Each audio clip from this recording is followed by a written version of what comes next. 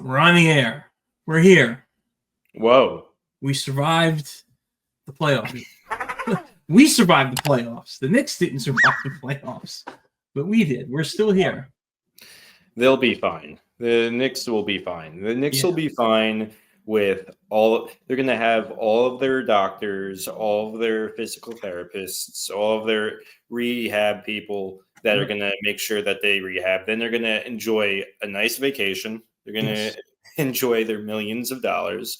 The people that suffer are the motherfuckers that have the 9-to-5 jobs. The guy that works at UPS and only lived for the New York Knicks and like would come into work a little late and hungover because he was at Madison Square Garden. Can't even afford to get into MSG. He's just watching it with all the other degenerates, just living off of street meat from the halal cart. And destroying, staying up late, eating bad food, cheering for his team. He's broke. He's spending too much money with credit cards, and he's got to go back to UPS tomorrow. He's just hoping that the Knicks can go to the finals. That's what he's been hoping for since he was 13 years old and he got into basketball. That he was hoping that the Knicks can get into the finals, and they didn't. And now he has to go back to his shit job where he makes $50,000 a year.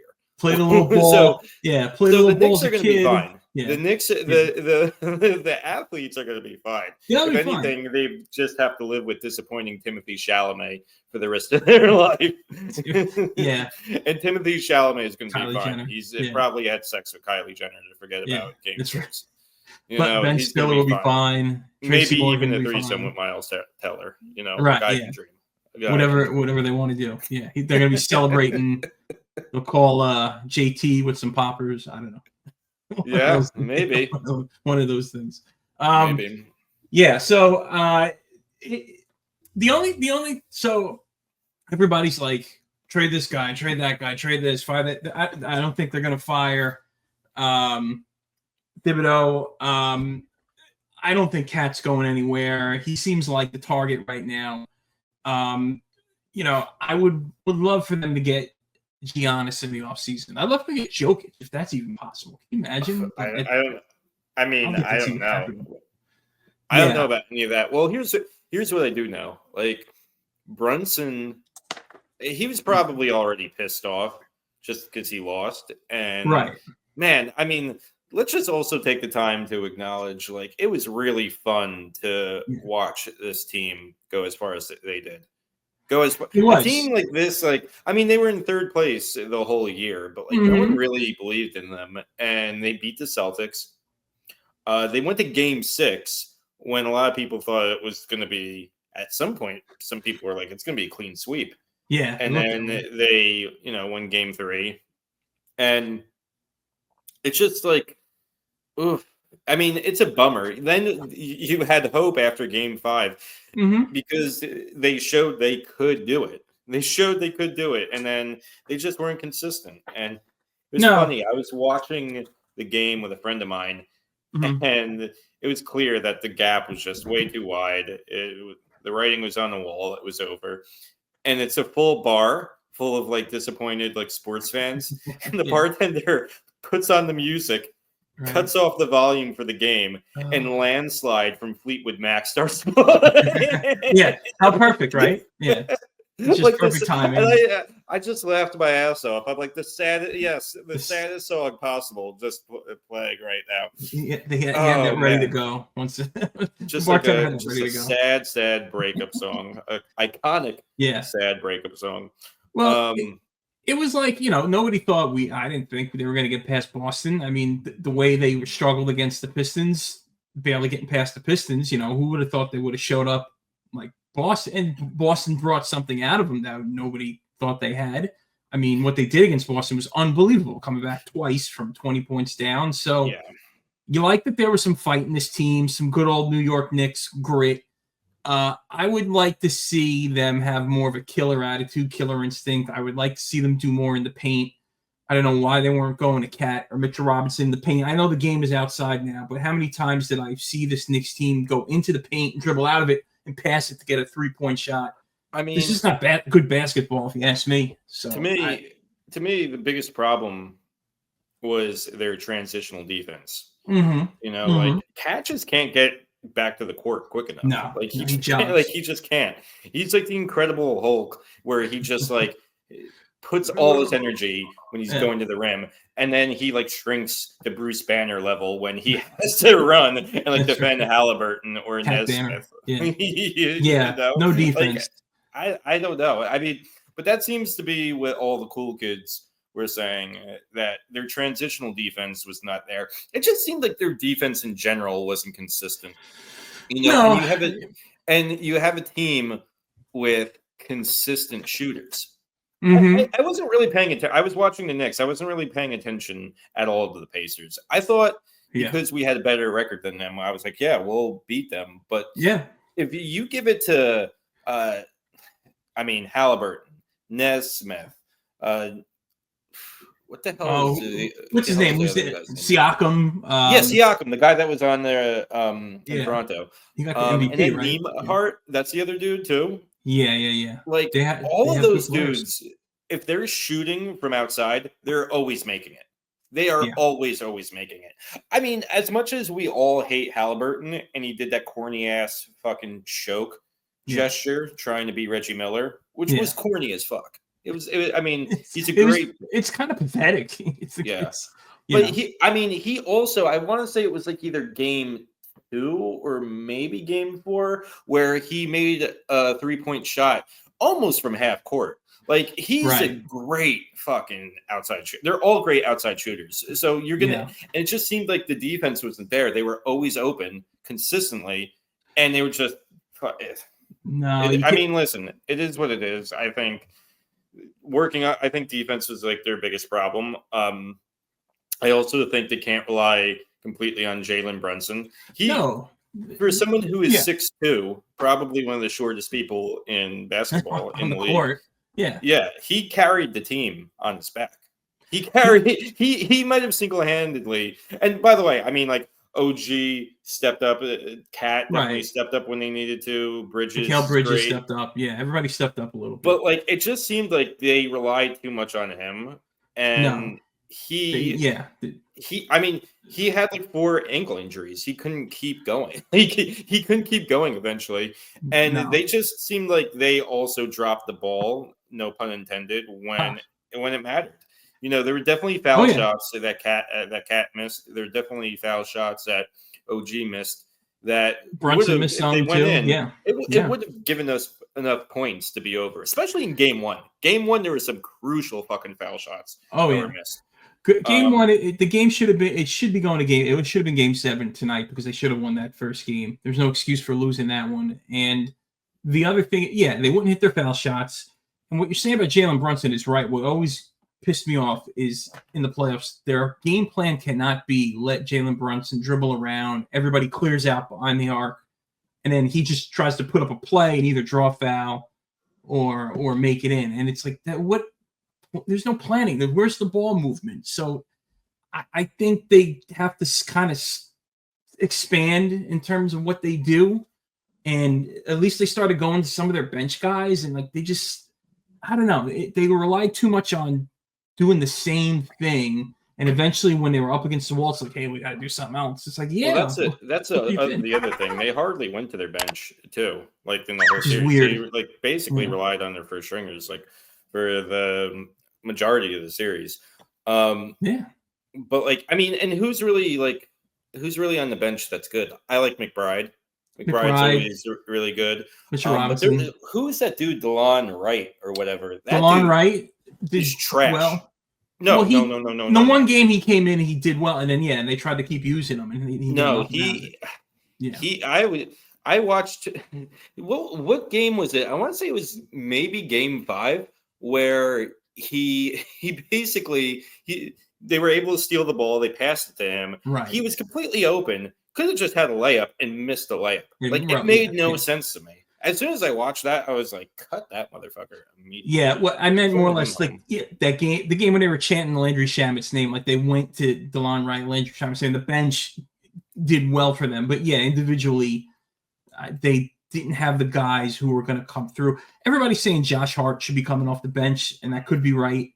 It's just, you know what it really comes down to is that the same thing happened to the 90s Knicks. They just needed another piece. They needed an A-list superstar on that team who's going to dominate, they need a Luka, they need a Giannis, they need a Jokic. You know, they need a guy that who's going to be without question there. And everybody's afraid of him. And it can't just be Brunson, like you said. And we thought we would get that with Cat. But Cat would either be amazing and just dominate, or he would fold up into a ball. He would go play with yarn. Use a Cat reference. You know, he would just kind of shrink up. And I don't, even Barkley called him out on the stupid fouls. So it's I watched that Inside TNT. Yeah. Which, by the way, end of an era right there. It's going. I mean, well, they're going to ESPN, but it's going to be ESPN. Which as long as they keep the same vibe, who gives a shit? It's just letters at the end of the day. TNT, ESPN. Yeah. As long as they keep the. As long as Barkley and Shaq are making crude innuendos to each other, then Urkel we'll went to CBS. Yeah. Even Urkel, even Family Matters ended up on CBS. So it just doesn't matter anymore. Brooklyn Nine-Nine changed networks. But to your point, I've watched that too. I mean, my brother and I actually went to a Knicks Pistons regular season game this year, and they lost. And I'm pretty sure it was Cat that caused them to lose because he fouled. So whether they they were yelling at him on the bench. I don't know who he fouled. It wasn't Malik Beasley, but it was someone else.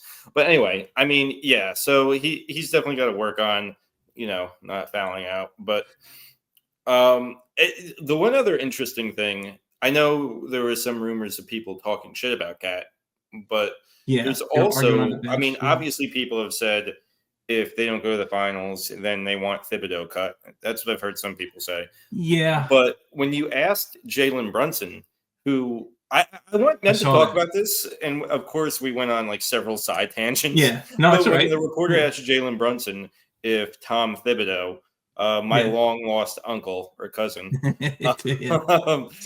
somewhere on the chain, he's there. I mean, we're both on the tree. We both look super similar.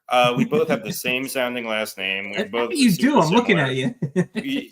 we both are follically challenged. You got to get the little comb over. He's still got a little comb. Yeah, I can't rock the como like Phibbs. I can't rock the. I just buzz it down, man. I just buzz it down, and I'm a hat guy. Phibbs, even though it's a bad comb over, somehow his being angry and having the 3 strands of hair just works so well for me. Yeah. It's got like Charlie Brown hair. But it's crazy. Brunson got like for real pissed off when the reporter was like, do you think like basically like coming at Thibodeau? Like he wouldn't even answer the question. I think he was like, "Is that a real question?" Yeah, he left. He was like, "Is that a real question?" Yeah. You kidding me? He's got I stand up for his guy. Let's see what the offseason brings. I mean, we saw this past year Leon Rose wasn't afraid to trade some favorites away. And I forgot that it was really I guess it was a desperation move to get Cat because they lost Mitchell Robinson with the injury and they lost Hardenstein, so they needed a big man. So they had to get somebody, and they got Cat. And I like that Cat's local. He's from Jersey. He's local. He's not too far from where I live. Jersey, dude. He quickly became like my favorite player because like he's from Jersey. Yeah, I like him. Yeah. He's from like kind of my neck of the woods in Jersey too. Like lived in Edison. Yeah, he's not far from me. Yeah. So, but like he also the whole he just had a great story, like a great sports story. Like his mom unfortunately passed away like in 2020 of COVID, and he had that big game. They won Game 3 on Dominican Mother's Day, and he gave her a shout out. So I was really just like. I mean, obviously everyone loves Brunson, but like I really wanted like Cat to really show the fuck up. But you know what? Honestly, in some ways he dropped the ball. So hopefully next year we'll see. They had a great run. They really did. They really did. I loved his dad. His dad would always come to the games. That was cool. So and I love seeing all the Knicks former players showing up there. I just saw an interview with Oakley, and he was saying he would love to come. They lifted the ban on our friend Oakley. But he's still beefing with Patrick Ewing. Like Patrick Ewing won't talk to. He's saying Patrick Ewing won't stand up for him, won't talk to him, and he took shots at him, saying he was like that when he was a player. And So there's some friction there, but yeah, you need Oakley back there. Maybe he's a good luck charm. Yeah. So the Halliburton thing, I'll say quickly with the choke thing. So obviously it was kind of poetic, Knicks choked, and that was the Reggie Miller thing. So I get it, but like they won't. The players won't. The fans can do what they want. They can talk all the trash they want. Afterwards, all we get from the Pacers players is this videos against the Knicks and this and that and trolling, and it's like you won. Like, what more do you do? Like, even if it was like, I wouldn't want the Knicks doing that. Because I remember one time this is a different sport, but Aaron Judge, the Yankees beat the Red Sox in Fenway Park, and Aaron Judge brought out a little boombox playing New York, and it's like, you don't got to show up the other team. You won the game, and they told him like, don't do that ever again. Okay, So here's where I disagree. I love shit talking in sports. Don't get me wrong. Like, if he was doing that game 6 when they knew they were going to win, I mean, we would obviously hate it. There's no multiverse where a Knicks fan will that's fine. Halliburton on the Pacers talking shit. I would respect that way more. To me, it was just corny because it just seemed so try hard. It's game 1. And you're just like, you're so excited that you did that, and then that's like the first thing you did it. Like he seemed like he was like waiting to do that. Like he basically was like, I'm gonna come. Like he knew. Like he was just so he was corny to fucking do that choke sign. Whereas Reggie Miller was calm. Reggie Miller, when he did it, he just did it to talk shit to Spike Lee.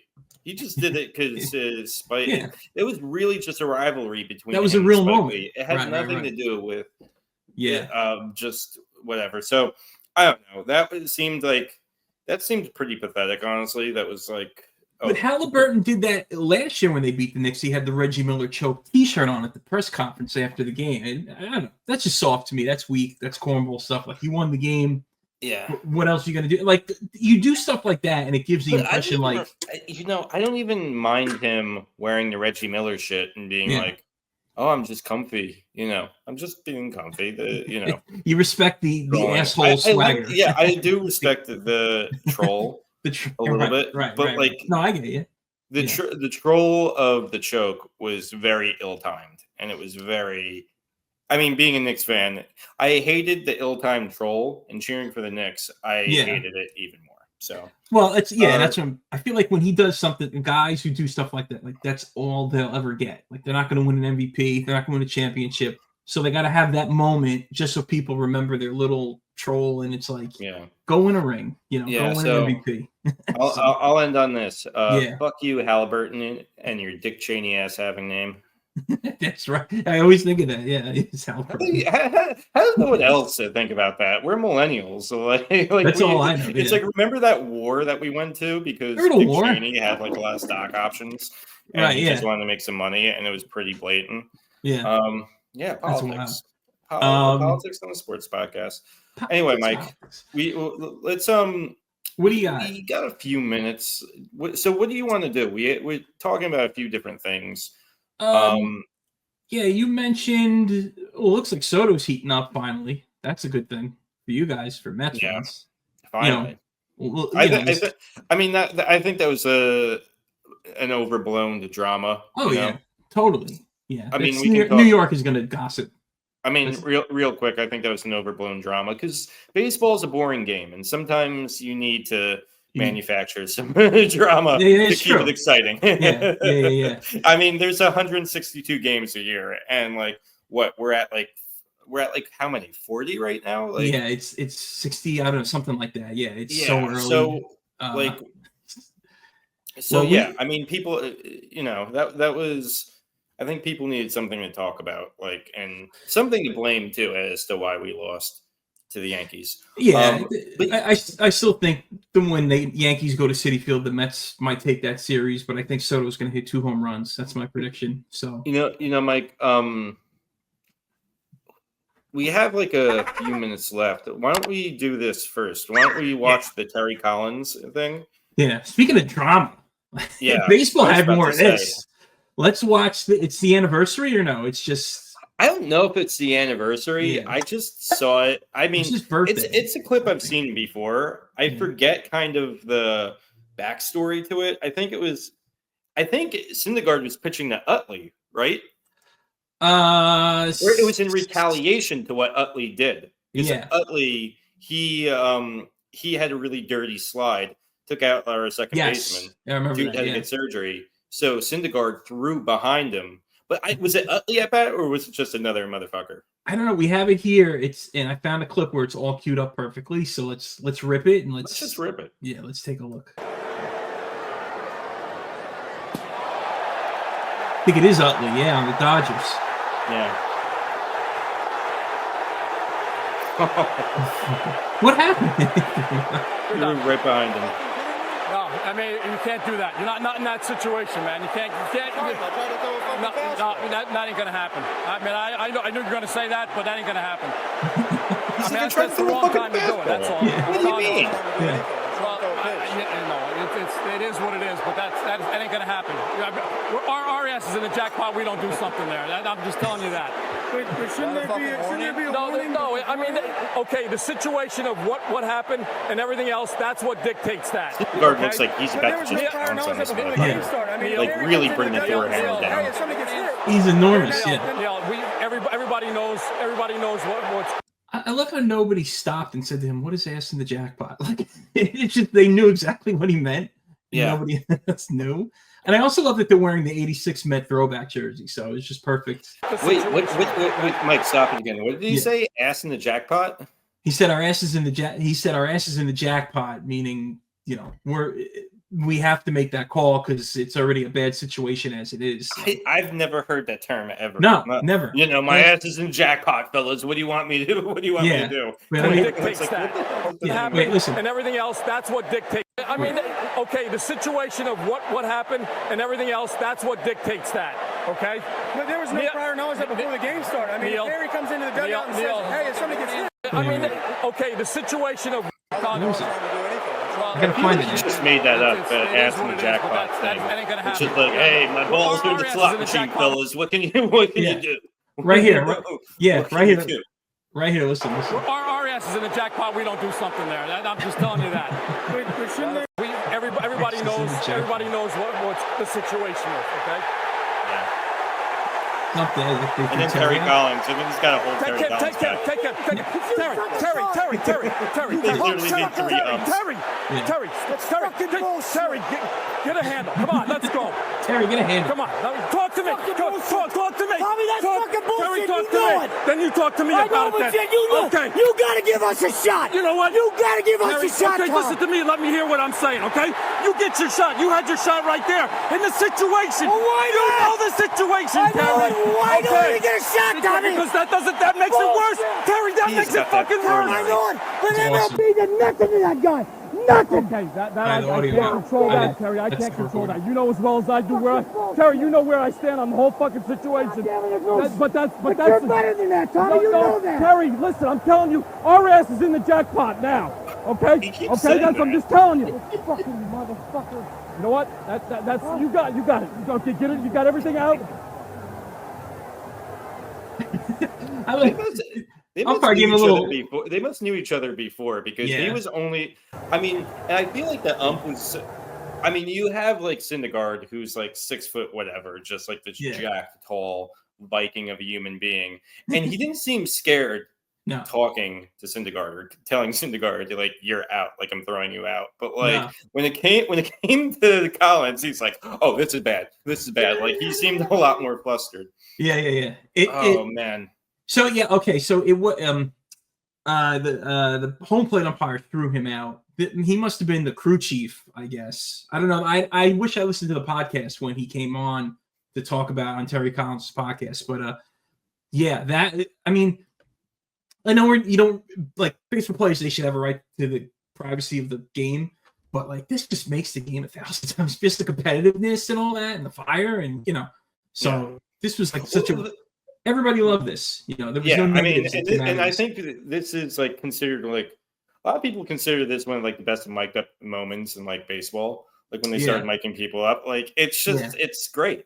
Like you get heated and like the reason why I love like bench clearing brawls or like watching someone argue with the ump is like you just feel the tension. Like this, if we're gonna give this a rating, like as like a fight, like I'd give this like a solid 9.5 out of 10. Yeah. Like it doesn't really get any. If you want to get your blood pumping and you want to watch, you know, someone arguing with an ump, it doesn't get any better than Terry Collins right here in the 2016, 2017 season. 2015, yeah. So at 2015, and what's interesting about this is that there really was nobody wrong in this situation. Like you couldn't look at the umpire and go, he was wrong. Like the ump saying, I got to make that call. So like they were both arguing their case, and you could tell like they respect each other. That was the cool part about it. That was the cool part. Like he even said motherfucker, and he's like, I'm gonna let you have that one.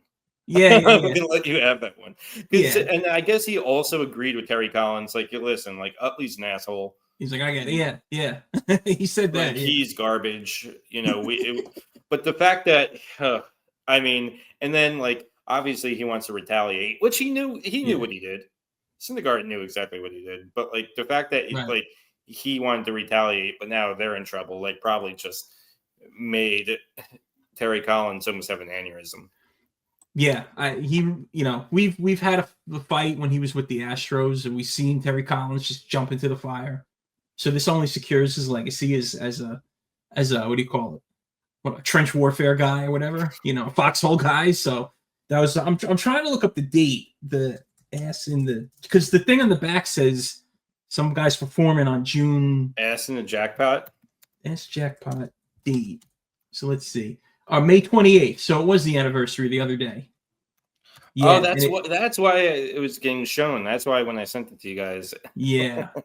So, and it had to do with apparently that phrase just emerged from the umpire saying that to Terry Collins.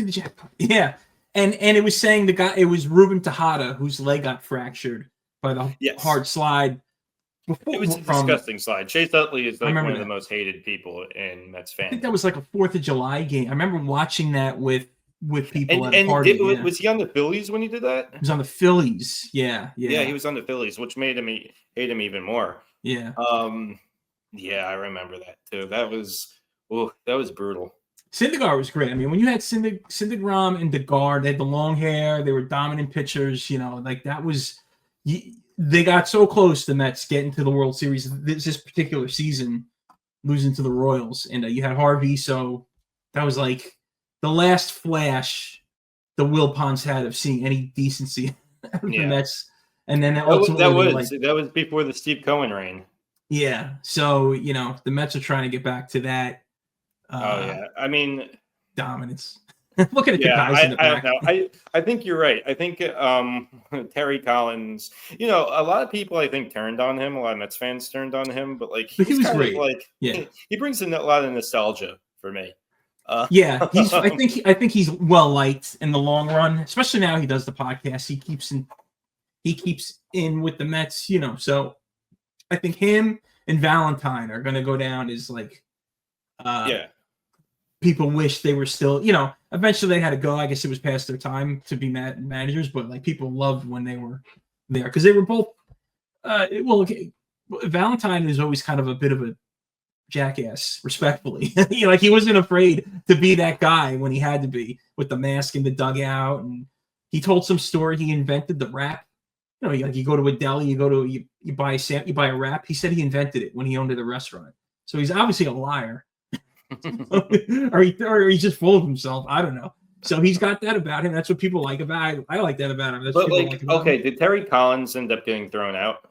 It doesn't look like it because it looks like he diffused the situation. So he just went back to the dugout. Yeah, I guess he let him get heated. I mean, you gotta let him blow off steam. I think that was the right thing to do. I think because you said, they knew each other and they respected each other. Like he was able to kind of talk him down and take the verbal abuse.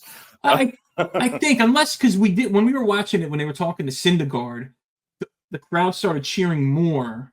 So maybe they threw him out in that moment. We couldn't see because the camera was off. Because then they switched up. He's like, "You go take him. I'll take Terry." And he's like, it's like taking care of kids in a daycare center who are running crazy, all sugar. You gotta separate them. Yeah, so that's what it was like. You take that kid. I'll take that kid. So.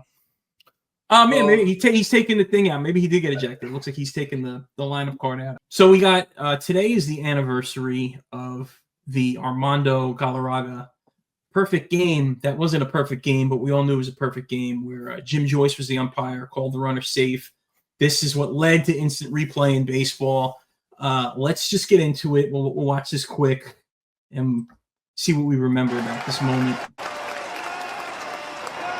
Ground ball, right side. Cabrera will cut it off. Galarraga covers. He's out. No, he's safe. He is safe. Oh, even the runner. Even the runner. He is safe at first base. Everyone can't even fathom it. And here comes Jim Leland. Oh my God. Oh my God, he's about to go full Terry Collins. Jim Joyce said he was safe at first base. Look at call. And he also, I mean, Cabrera, Galarraga.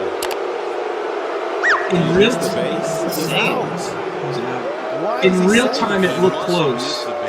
Watch, I was watching it earlier. Why is he safe? We'll see right here.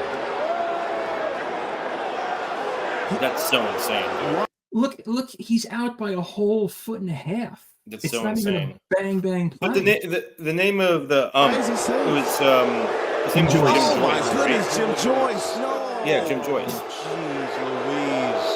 Oh my goodness. What a travesty. Even They can't even fathom it, dude. Yeah, look at the bat. I don't know who's batting. Look at the He's bat. out. No, he's safe. He is safe. He doesn't even understand.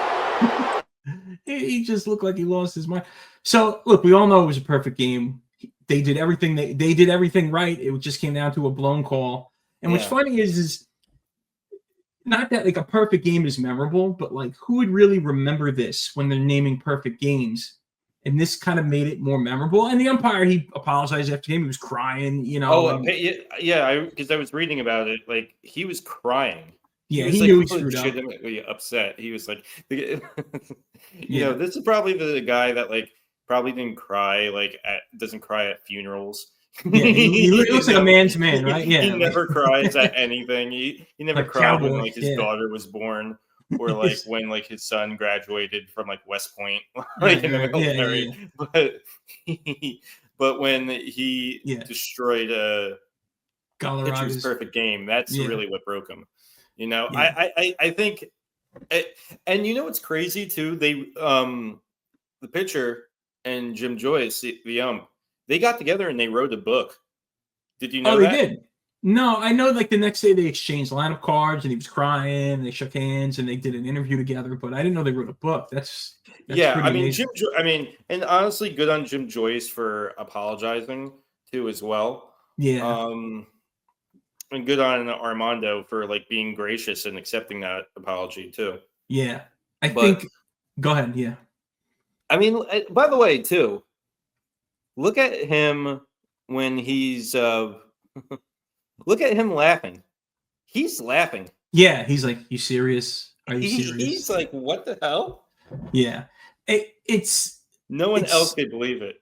It's so bizarre, and you know, it's another thing where at least this wasn't like an Angel Hernandez where he was just an adamant jerk about it. You know, like Jim Joyce was like, "Nah, I screwed up." You know, own it. You got to own it, and I think that's the best way to recover from blunders. But I was expecting the manager to, you know, have a Terry. I mean, if anything requires a Terry Collins level fit that we just saw, it's this right here. Yeah. But I wonder if the manager was just so stunned that, like, he's like, maybe I missed something. I think he was just maybe shocked. My eyes deceived me. Maybe my eyes and the eyes of everyone in the stadium cursing him wildly are incorrect. Oh no, we weren't incorrect. It was wrong. I remember playing baseball as a kid, and I was 16 playing in the rec league, and I was coaching first base because I was a bench player. So they would just throw me out there to coach for first base when I wasn't playing. So I remember watching a call, umpire missing a call, like seeing, I forget who it was out or safe, but seeing the umpire get the call wrong. And I'm like, how could you, like, I saw it and like, how could you miss it? So, you know, I don't know what he was looking at or how he missed that or he got nervous, but so you told him you would fight him in the parking lot like so any good little league coach. Yeah. You threatened his welfare and safety over a little league game, like any good New Jerseyan would. Yeah, like Will Ferrell on Saturday Night Live. Yeah, Armando's laughing. Armando thinks it's hilarious. It could have been so much worse, and somehow like he's dumbfounded, but like sportsmanship prevailed. Yeah. Everyone else. They wrote a book together. They wrote a book together. Like that's how. This is like the kind of call that would like ruin a man's life. Like this is like Bill Buckner letting the ball go between his legs. So this is what the hell is that Cubs fan? That Cubs fan that ruined the foul catch. What the hell was his name again? I don't know. Maybe that's a good thing we don't remember. Maybe with it, because his safety was for real compromised. Like everyone hated him, and like they did the 30 for 30 about him was great because like they talked about like the whole thing, and he wouldn't participate in it because he's like, I'm in witness protection. Like you can't. I don't even want Steve these Bartman. establishes to find me anymore. Steve Bartman. Yeah. Steve Bartman. That's what it is. Bartman. Yeah. Well, that's the 30 for 30 on him is great, but this is the type of thing. I mean, like it wasn't like the playoffs or like the World Series or anything, but like this is the type of thing that would like could ruin a man's life. The type of error. And I guess he was able to recover. He was able to write a book saying I'm sorry and make millions of dollars off of that. Owned it. That's the best thing. The American dream is own it. Yeah. The American dream. Just own it because none of us are perfect, and like we expect everything to be perfect, and it's like that was a human moment. Just own it. It sucks, obviously, but like at least he faced it, and I don't think anybody walks around Jim Joyce. There was the guy in the World Series. It was I think '84. It was the Royals and Cardinals, and the umpire blew a call at first base. A guy was called. I forget which way it was supposed to be called, and it like impacted the outcome of the World Series, and that umpire's life was threatened, and you never heard from him again. There was no social media, so he's got cement shoes right now. Yeah, he's got cement shoes in the river right now. At least this didn't end on a bad note, So I don't know. I mean, I don't know what happened to the other umpire. It actually, I mean, for a podcast that started out celebrating sports violence and sports drama, we're happy about the piece. No, this really ended on a really positive. This story actually ended on a positive note where a man cried in front of the country, and the person that was aggrieved forgave him, and then they went to Simon and Schuster, and they're like, "Hey, we're in the fun business." So he went to Simon and Schuster. Like, I'm gonna. And they're like, "Hey, we know how to make money off of this, and a lot of dumb people will buy it." Smart, make your money. Make your money. All right, that's Mike. it. We'll get Phill back next week. Maybe this was a fun one. Good I content. mean, listen. If we keep doing Nosebleeders again this time next year, I'd love to revisit the Terry Collins fight again. Every year, we just threw it on because it was like an anniversary, but like that seems like a special episode because like if we're gonna do umpire fights, that's a top 10. That's either the lowest 9.5 to highest top 10. So and we'll do a Malice in the Palace full episode one day when we get a nice big studio. That'll be the when we get a nice big studio and we gotta get a good guest. That seems like our crown jewel right there. Is the Malice in the Palace. We'll get Meta World Peace to come on when we're at that level. Who are you guys? No, so that would be amazing. All right. See you next week. All right, Mike. See you next week. Take care, guys. Yeah.